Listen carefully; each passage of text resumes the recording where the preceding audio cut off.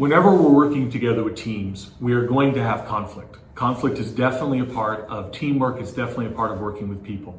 There are 5 basic strategies that pretty much everybody uses for dealing with conflict. And they're based upon whether or not it's highly assertive or highly cooperative and where it fits on that matrix. If it's low assertive, low cooperation, then it's avoiding. And we understand that avoiding is not a good strategy for conflict. Conflict doesn't get better when we avoid it. If it's highly assertive and low in cooperation, then it becomes a competing, that kind of butting of heads or just the competition that's going there, one trying to win out over the other. If it's highly cooperative but low assertive, then it's just accommodating. We're just accommodating. Let's just try to, whatever you want, that's fine, no big deal.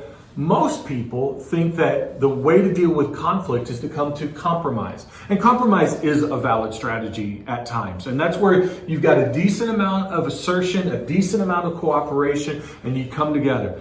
The problem is many times cooperation doesn't feel like win-win. It feels like lose-lose. Like everybody's giving up something and no one really comes out feeling great of compromise. Another strategy is collaboration, which I love that that's a strategy for conflict because that's obviously one of our core values. And the definition of collaboration is 2 or more people coming together, working to create something. And when we're dealing with conflict, we want to create a solution together. We want to create a path forward. And when we do this, this leads us to the ultimate goal of alignment. So we see how our core values even work through this as we're talking with conflict. As we work through all of these things, we get to collaboration where everybody's given their input, but we're cooperating together, working with one another to create something, leading us to alignment. And that's where we want to get in conflict. So here's some quick keys on dealing with conflict in a healthy way. So healthy conflict. We've heard this many times, we're going to hear it many more times, and that is attack the problem, not the person. The person isn't the enemy, the person isn't the issue. There's a problem, there is an issue, and we want to attack the issue, attack the problem, not the person, so that we can collaborate to work towards alignment. Seek to understand. Listen, listen, listen. Too many people want to be understood instead of taking time to understand. And so we need to take time to listen to the other person, seek to understand before being understood. And I've found that many times when we seek to understand, we don't need to work to be understood.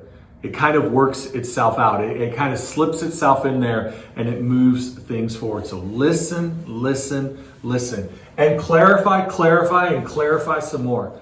Clarity of expectations, clarity of perspective, clarity of understanding resolves a lot of conflict. Just having clarity. So clarify, clarify, clarify. Seek to understand. Attack the problem, not the person. Clarify. And finally, see it as a relationship to be built, not a competition to be won.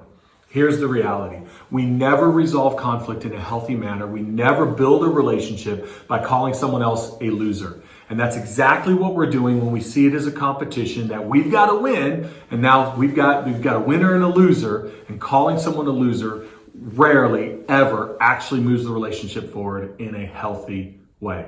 So here's some keys for conflict to move us towards that point of working in collaboration towards alignment.